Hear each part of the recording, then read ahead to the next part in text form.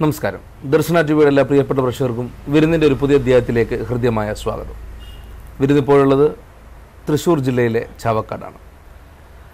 ചാവക്കാട് എത്തുമ്പോൾ കുറച്ച് വർഷങ്ങൾക്ക് മുമ്പ് ചാവക്കാട് സ്ഥാപിതമായ ഡിസൈനിങ് രംഗത്തേക്ക് ഒരു വലിയ കാൽവെപ്പ് എടുത്തു വച്ചിട്ടുള്ള ഒരു വലിയ സ്ഥാപനമാണ് ജോണാസ് ഫർണിഷിംഗ്. തീർച്ചയായും ചാവക്കാടും അതിനപ്പുറത്തേക്ക് വളർന്നുകൊണ്ടിരിക്കുന്ന ഈ ഒരു സ്ഥാപനത്തിൻ്റെ മാനേജിംഗ് ഡയറക്ടർ മിസ്റ്റർ വിനോദ് ആൻ്റണിയാണ് വിരുന്നിൻ്റെ ഇന്നത്തെ എപ്പിസോഡിൻ്റെ അതിഥി. അദ്ദേഹത്തെ വളരെ ആദരപൂർവ്വം സ്വാഗതം ചെയ്യാൻ വിരുന്നിലേക്ക്. സർ, നമസ്കാരം. നമസ്കാരം.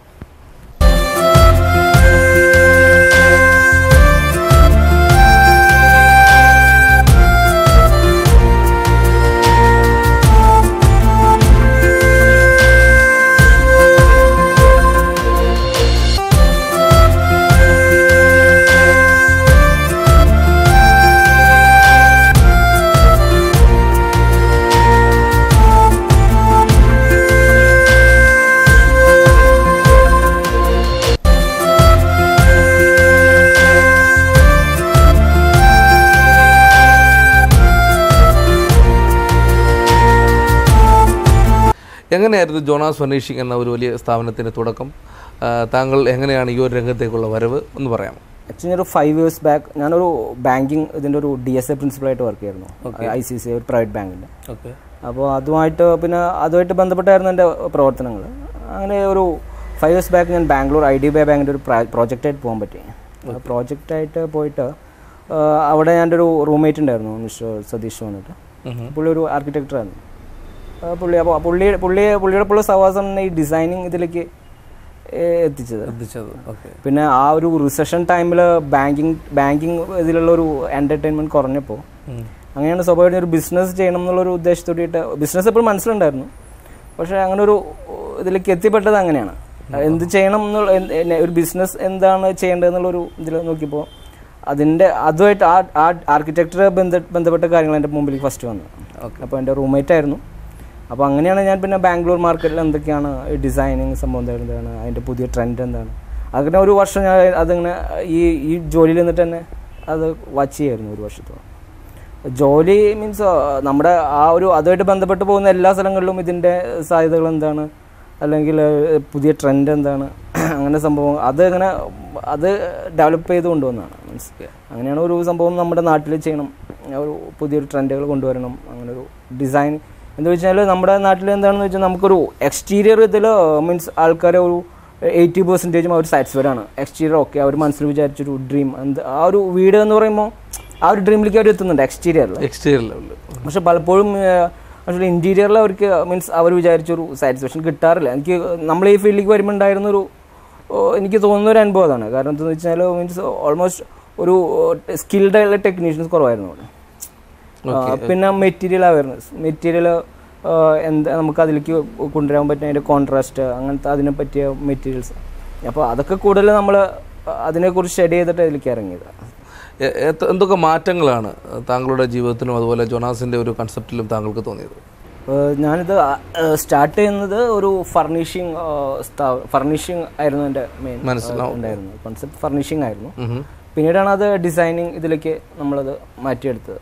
കാരണം എന്താ വെച്ചാൽ വരുന്ന കസ്റ്റമേഴ്സിന് ഡിസൈനിങ് ഇതോടെ ഇതിലേക്ക് പല കസ്റ്റമേഴ്സിനും എക്സ്റ്റീരിയർ ഓക്കെ, പക്ഷേ ഇൻറ്റീരിയർ ഇവർക്ക് നമ്മൾ എന്താ പറയുക ഒരു പ്രോഡക്റ്റ് അവിടെ സ്യൂട്ട് ആവുന്നുണ്ടോ ഇല്ലയോ എന്നുള്ളത് അങ്ങനെ ഒരു സാധനോട് നമ്മുടെ ആവശ്യം എന്ന് പറയും. കളർ, അതിൻ്റെ കോൺട്രാസ്റ്റ്, അങ്ങനെ വരുമ്പോൾ നമ്മൾ പലപ്പോഴും നമ്മൾ ഉപയോഗിക്കുന്ന ഈ ഫർണിച്ചേഴ്സ് അല്ലെങ്കിൽ ഫർണിഷിങ് ഇതും വീടിൻ്റെ ആ ഒരു ഇൻറ്റീരിയറായിട്ട് മാച്ചിങ് അല്ലാന്ന് തോന്നുന്നു. പലർക്കും സംഭവിക്കുന്നതാണ്. മീൻസ് അതിൻ്റെ ഒരു കോൺട്രാസ്റ്റ് അല്ലെങ്കിൽ അതിൻ്റെ ഒരു ബേസിക് അവയർനെസ് ഇല്ലാതെ പർച്ചേസ് ചെയ്യുന്നതുകൊണ്ട് ഈ വീട്ടിലിടുമ്പോഴുള്ള ഒരു അഭംഗി അതായിരുന്നു ഞങ്ങളുടെ ആദ്യത്തെ ഒരു മേഖല എന്ന് പറഞ്ഞു കഴിഞ്ഞാൽ. അപ്പോൾ അതിനെങ്ങനെ നമ്മൾ ആ വീടിനനുസരിച്ചിട്ട് അതിൻ്റെ കളർ എങ്ങനെ, അതിൻ്റെ കോൺട്രാസ്റ്റ് എന്തായിരിക്കണം, അങ്ങനെ ബേസിക് കാര്യങ്ങൾ നമ്മൾ ഈ ഫർണിഷിങ് ബിസിനസ് ചെയ്യുന്നതിൻ്റെ ഒപ്പം അവരുടെ സൈറ്റുകളിൽ വന്നിട്ട് അതിൻ്റെ വേണ്ട കാര്യങ്ങൾ ബേസിക് സംഭവങ്ങൾ മീൻസ് അതൊരു ഇത് ചെയ്യണമെങ്കിൽ അതെങ്ങനെയിട്ടാൽ നന്നാവും, അല്ലെങ്കിൽ അതിന് എന്ത് കളർ കൊടുത്താൽ നന്നാവും, അങ്ങനെ കുറച്ച് ബേസിക് കാര്യങ്ങൾ നമ്മൾ ആ ഒരു സെയിൽസിൻ്റെ ഒപ്പം അവർ വീട്ടിൽ പോയിട്ട് അങ്ങനെ ഒരു സർവീസ് തുടങ്ങിയിട്ടുണ്ട്. നമ്മളെ ബേസിക് എന്ന് വെച്ചാൽ കസ്റ്റമൈസ്ഡ് ഫർണിച്ചേഴ്സ്, ഫർണിഷിങ്സ് എല്ലാം കസ്റ്റമൈസ്ഡ് ആയി അങ്ങനത്തെ ഒരു കോൺസെപ്റ്റിലായിരുന്നു നമ്മൾ സ്റ്റാർട്ട് ചെയ്തത്. അപ്പോൾ അങ്ങനെയാണ് നമ്മളത് അങ്ങനെ പതുക്കെ നമ്മൾ ഡിസൈനിങ് ഇതിലേക്ക് വന്നു.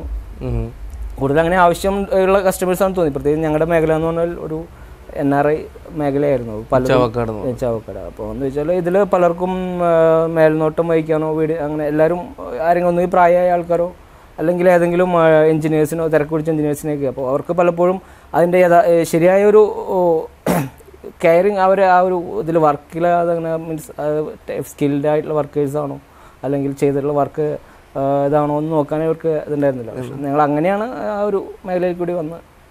അതോടൊപ്പം തന്നെ മറ്റൊരു കാര്യം ചോദിക്കേണ്ടിയിരിക്കുന്നത്, ഇപ്പോൾ ഫർണിച്ചറിൻ്റെ കാര്യം താങ്കൾ ഇപ്പോൾ സൂചിപ്പിക്കുകയുണ്ട്. ഇൻറ്റീരിയർ ഡിസൈൻ ചെയ്യുന്നതിനോടൊപ്പം തന്നെ കസ്റ്റമറിൻ്റെ സാറ്റിസ്ഫാക്ഷൻ അല്ലെങ്കിൽ കസ്റ്റമറിൻ്റെ അഭിപ്രായം കൂടെ തേടിയിട്ടാണോ ഒരു ഡിസൈൻ ഉണ്ടാക്കുന്നത്, അതോ ജോണാസ് ഒരു സ്പെഷ്യൽ ഡിസൈൻ ഉണ്ടാക്കുന്നത്? അത് രണ്ട് തരത്തിലും വരാറുണ്ട്. ഒന്നുകിൽ ചിലപ്പോൾ ഇപ്പോൾ ഈ ചില കസ്റ്റമേഴ്സ് ഭയങ്കര ഇൻറ്റീരിയർ കോൺഷ്യസ് ആണ്. അവർക്ക് വീട് പണിയുമ്പോഴേ അവർ അതിൻ്റെ ബേസിക് കാര്യങ്ങൾ അതിനോട് പ്ലാനിലേ ഉണ്ടായിരിക്കും. അതിൻ്റെ ബേസിക് സ്ട്രക്ചറിൽ അവർ അത് ആഡ് ചെയ്തിട്ടുണ്ടാവും. Okay okay. അല്ലാത്ത സാഹചര്യത്തിൽ അല്ല. അപ്പോൾ അങ്ങനെയുള്ള കസ്റ്റമേഴ്സിന് അവരുടെ മീൻസ് അവർക്ക് വ്യക്തമായ ഐഡിയകൾ അവർക്കുണ്ടായിരിക്കും, എന്തായിരിക്കും ഞാൻ ചെയ്യേണ്ടതെന്നാണ്. അപ്പോൾ അങ്ങനെയുള്ള കസ്റ്റമേഴ്സിന് അവരുടെ അഭിപ്രായം ചോദിച്ചിട്ട് നമ്മളൊരു ഡിസൈൻ കൊടുക്കും. അതിലാവശ്യമായ മാറ്റങ്ങൾ വരുത്തിയിട്ട് നമ്മളത് ഇത് ചെയ്യണം. അല്ലാത്ത പിന്നെ ഒരു 40% മേലെ കസ്റ്റമേഴ്സും നമ്മൾ വിശ്വാസം നമ്മളെന്തെങ്കിലും മീൻസ് നമ്മൾ ചെയ്യുന്നത് അവർക്ക് സാറ്റിസ്ഫൈഡ് ആണ്. അപ്പോൾ പിന്നെ അത് ഡിസൈൻ അവർക്ക് കൊടുക്കും. അതിലവർക്ക് എന്തെങ്കിലും മീൻസ് വേറെ ആവശ്യമായ സംഭവങ്ങൾ കൂട്ടിച്ചേർക്കുന്നുണ്ടോ അല്ലെങ്കിൽ എന്തെങ്കിലും കളറിൽ എന്തെങ്കിലും താല്പര്യങ്ങൾ മാറ്റങ്ങളുണ്ടോ അല്ലെങ്കിൽ ഡിസൈൻ ബേസിക് കോണ്ടംപററി ആണോ അല്ലെങ്കിൽ അങ്ങനെ ഒരു പല ഇതായിരിക്കാം. എത്രമാത്രം ടാലൻറ്റേഴ്സാണ് ഈ ഒരു മേഖലയിൽ അവരുടെ കഴിവിനെ എങ്ങനെയാണ് വിലയിരുത്തുന്നത്, അതോടൊപ്പം തന്നെ അവരുടെ ഒരു പ്രാഗൽഭ്യം എത്രമാത്രം കസ്റ്റമേഴ്സ് സാറ്റിസ്ഫൈഡ് ആണ്? തികച്ചും നമ്മുടെ ഏറ്റവും വലിയ ഹൈലൈറ്റ്സ് അല്ലെങ്കിൽ നമ്മൾ ഈ ഒരു സ്ഥാപനം കെട്ടിപ്പടുക്കുമ്പോൾ നമ്മൾക്ക് ഇപ്പോൾ കുറേ പ്രോജക്റ്റുകൾ ചെയ്യാൻ മുന്നോട്ട് പോകാൻ പറ്റുന്നതിൻ്റെ ഏറ്റവും വലിയ ഒരു ഇത് പറഞ്ഞാൽ നമ്മുടെ ഒപ്പം നിൽക്കുന്ന സഹപ്രവർത്തകരുടെ ഒരു ഇത് തന്നെയാണ്. അവരെല്ലാവരും സ്കിൽഡാണ്, എക്സ്പീരിയൻസ്ഡ് ആണ്.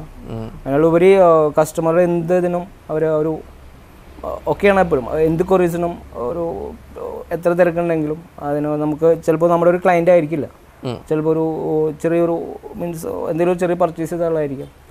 അതിനൊരു നമ്മൾ കൊറീസോ അല്ലെങ്കിൽ അങ്ങനെ പോയി ഒരു സർവീസ് ചെയ്യാനോ അവർ ആ ഒരു സർവീസ് ഇതിൽ വളരെ ഇതായിട്ടുള്ളതാണ്. പിന്നെ ഡിസൈനേഴ്സ് ആയാലും അവരും ഈ പറഞ്ഞ പോലെ കസ്റ്റമേഴ്സിന് ആവശ്യമുള്ള സമയങ്ങളിൽ കോണ്ടാക്ട് ചെയ്ത് അവരുടെ ഇതും അവരുടെ ആഗ്രഹങ്ങളോട് ഇതാക്കിയിട്ട് റിക്വയർമെൻറ്റ്സും ഇതൊക്കെ ക്ലിയർ ചെയ്തിട്ട് അങ്ങനെ ഒരു ഡിസൈൻ ആ ക്വാളിറ്റി ഉണ്ടെങ്കിൽ മാത്രമേ ജനങ്ങൾ കൂടുതലായി നമ്മളെ ഇഷ്ടപ്പെടുകയും അതുപോലെ തന്നെ കസ്റ്റമറിൻ്റെ ഒരു സാറ്റിസ്ഫാക്ഷൻ ഉണ്ടാകുകയും ചെയ്യുള്ളൂ. എങ്ങനെയാണ് ജോണാസ് ഫർണിഷിംഗ് ഈ ഒരു കാര്യത്തിൽ ശ്രദ്ധിക്കുന്നത്?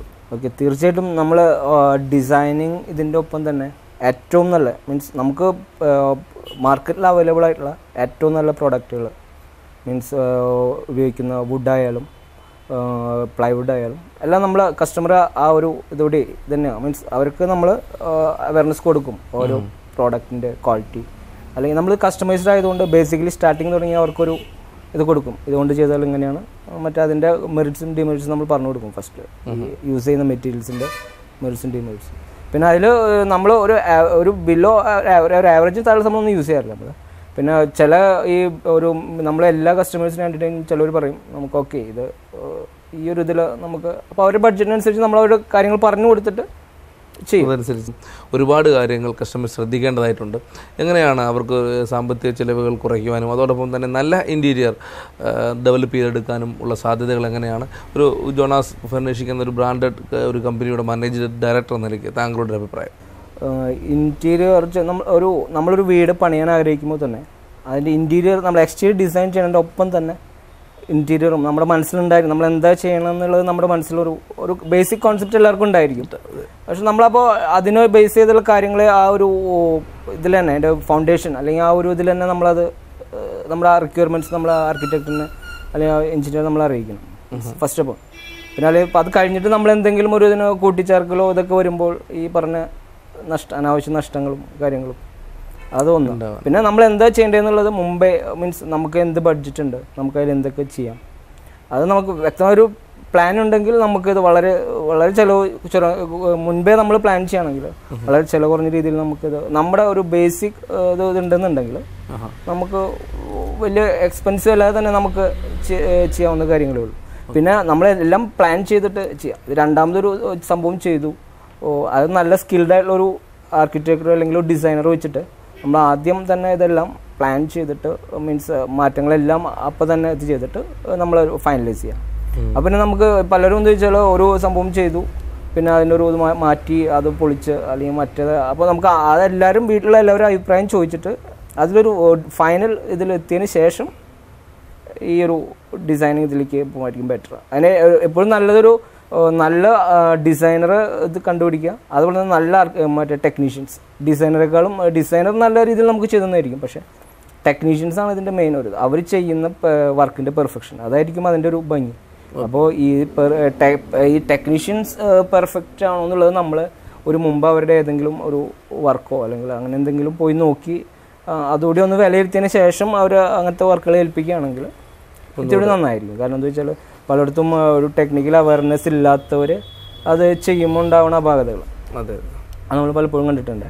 അപ്പോൾ എപ്പോഴും ഒരു നല്ല ഡിസൈനറെ അപ്രോച്ച് ചെയ്യാം, നല്ല അതുപോലെ തന്നെ ടെക്നീഷ്യൻസും അത് ഒരു നല്ല ക്വാളിറ്റിയുള്ള ഒരു അയൽക്കാർ മാത്രമേ ആ ഡിസൈനറുടെ ഒരു ഇത് അവിടെ കാണാൻ പറ്റുള്ളൂ നമുക്ക്. ഓക്കെ, എൻ്റെ കയ്യിൽ നമുക്ക് ആ ഒരു എപ്പോഴും ഇങ്ങനത്തെ കാര്യങ്ങൾ കുറച്ച് ശ്രദ്ധിച്ചു കഴിഞ്ഞാൽ നിങ്ങളിൽ നിന്നും ഒരുപാട് ക്വാളിറ്റി കസ്റ്റമേഴ്സ് പ്രതീക്ഷിക്കുന്നുണ്ടാവും. ആ ഒരു സാഹചര്യത്തിൽ നിങ്ങൾ പർച്ചേസ് ചെയ്യുന്ന മെറ്റീരിയൽസിൻ്റെ ക്വാളിറ്റീസ് അതെങ്ങനെയാണ് മെയിൻറ്റെയിൻ ചെയ്യുന്നത്, ശ്രദ്ധിക്കുന്നത്? പ്രത്യേകിച്ച് ഞങ്ങളുടെ മേഖല എന്ന് പറഞ്ഞു കഴിഞ്ഞാൽ അത്യാവശ്യം ഒരു ഫാമിലീസ്, പ്രത്യേകിച്ച് ലേഡീസ്, അവർ ഭയങ്കര ബ്രാൻഡ് അവയർനെസ് ഉള്ളവരാണ്. മീൻസ് പ്രത്യേകിച്ച് ഇപ്പോൾ വെബ്സൈറ്റുകളും മാഗസിൻസും ഒക്കെ വായിച്ചാൽ അവർ വളരെ ബ്രാൻഡ് കോൺഷ്യസ് ആണ് അവർ. അപ്പോൾ അതുകൊണ്ട് തികച്ചും ഒരു വ്യത്യസ്തതയും അതിനൊപ്പം തന്നെ അതിൽ തന്നെ ബ്രാൻഡുകളിൽ തന്നെ വ്യത്യസ്തമായ സംഭവങ്ങൾ, കളേഴ്സ് കോമ്പിനേഷൻസ്, അതിന് നമ്മൾ കൂടുതൽ പ്രാധാന്യം കൊടുക്കുന്നുണ്ട്.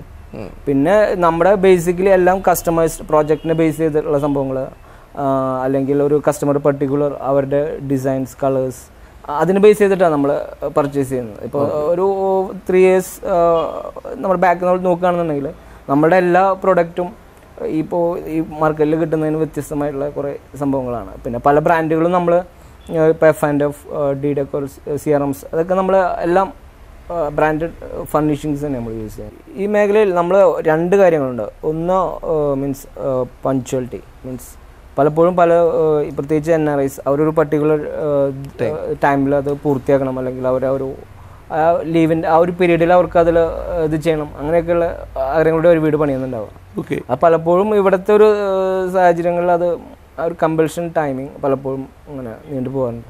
നമ്മൾ ഏറ്റവും കൂടുതൽ ശ്രദ്ധിക്കുന്ന ഒരു കാര്യം ഈ ഒരു ഇതിൻ്റെ ഒപ്പം തന്നെ കസ്റ്റമർ ആഗ്രഹിച്ച ഒരു സമയങ്ങളിൽ അത് പൂർത്തിയാക്കി കൊടുക്കുക എന്നുള്ളതാണ് ഏറ്റവും പ്രധാനപ്പെട്ട ഒരു കാര്യം. എന്ന് വെച്ചാൽ അവർ പലതും പ്ലാൻ ചെയ്തിട്ടായിരിക്കും ഈ ഒരു ദിവസങ്ങളിലേക്കോ അല്ലെങ്കിൽ അങ്ങനെ ഒരു ഇതിൽ പർട്ടിക്കുലർ ഡേറ്റിലേക്കായിരിക്കും അവർ ഫിക്സ് ചെയ്യുന്നത്. അവർക്ക് ടൈം ഈ പറഞ്ഞ പോലെ വെക്കേഷനിലോ അല്ലെങ്കിൽ അവരൊരു ഉദ്ദേശിക്കുന്ന ലീവിൻ്റെ ഒരു പീരീഡിലൊക്കെ അവർ അത് ഉദ്ദേശിക്കുന്നത്. നമ്മൾ അതിലൊരു പരിപൂർണമായിട്ട് നമ്മളത് ശ്രദ്ധിക്കാറുണ്ട്. അവർ പറയുന്ന ഒരു സമയത്തേക്ക് അത് പൂർത്തിയാക്കാനും അല്ലെങ്കിൽ അവരുദ്ദേശിക്കുന്ന രീതിയിൽ തന്നെ അത് മീൻസ് അവരുടെ ആ ഒരു ഇതിലേക്ക് എത്തിക്കാൻ തന്നെ നമ്മൾ ശ്രദ്ധിക്കാറുണ്ട്. അതുപോലെ തന്നെ ഇപ്പോൾ താങ്കളുടെ കുടുംബത്തെക്കുറിച്ച് പറയുകയാണെങ്കിൽ ആരൊക്കെയാണ് താങ്കളോടൊപ്പം ഉള്ളത്? താങ്കളുടെ സ്വദേശം? വീട് വന്നിട്ട് തൃശ്ശൂരിനടുത്ത് ചേർപ്പ് എന്ന് പറഞ്ഞ സ്വദേശത്താണ്. എൻ്റെ വീട്ടിൽ അച്ഛനുണ്ട്, അമ്മ, പിന്നെ എനിക്ക് ഭാര്യയും 2 കുട്ടികളാണ്. ഫാദർ വന്നിട്ട് ഇതാണ്, റിട്ടയർഡാണ്. അമ്മ ഹൗസ് വൈഫാണ്. വൈഫ് സൗത്ത് ഇന്ത്യൻ ബാങ്കിൽ വർക്ക് ചെയ്യുന്നു. പേരെന്താണ് വൈഫിൻ്റെ? സിനി. 2 കുട്ടികളാണ്, ഒരാൾ UKG, ഒരാളിപ്പോൾ 2.5 years. ഫ്യൂച്ചർ പ്ലാനുകൾ, മറ്റെന്തെങ്കിലും പ്ലാനുകളുണ്ടോ ഈ ജോണാസുമായി നിലനിർത്തി പറയുകയാണെങ്കിൽ? തീർച്ചയായിട്ടും ഞങ്ങളൊരു ഡിസൈനിങ് ഇതിലൊരു വ്യത്യസ്തമായൊരു ഇതിൽ ഞങ്ങളൊരു ഡിസൈനിങ് ഒരു വിങ് തന്നെ ഞങ്ങളിപ്പോൾ അതിന് വേണ്ടിയിട്ട് പ്രവർത്തിക്കുന്നുണ്ട്. നമ്മളിപ്പോൾ ഒരു റെസിഡൻഷ്യൽ ഇന്ന് വിട്ടിട്ട് കൊമേഴ്സ്യൽ മേഖലയിലേക്ക് ഇത് ചെയ്യാനുള്ള പ്ലാനുണ്ട്. അതാണ് ഞങ്ങളുടെ അടുത്തൊരു ഘട്ടം. മേജർ പ്രോജക്റ്റുകൾ ഇപ്പോൾ നടക്കുന്നതും ഇതിനു മുമ്പ് കഴിഞ്ഞിട്ടുള്ള മേജർ പ്രോജക്റ്റുകൾ എവിടെയൊക്കെയാണ്? ഞങ്ങൾ TCS വയനാട്, ഇപ്പോൾ ഈസ്റ്റ്വുഡ് മൂന്നാർ എന്ന് പറഞ്ഞൊരു പ്രോജക്റ്റ് വരുന്നുണ്ട്.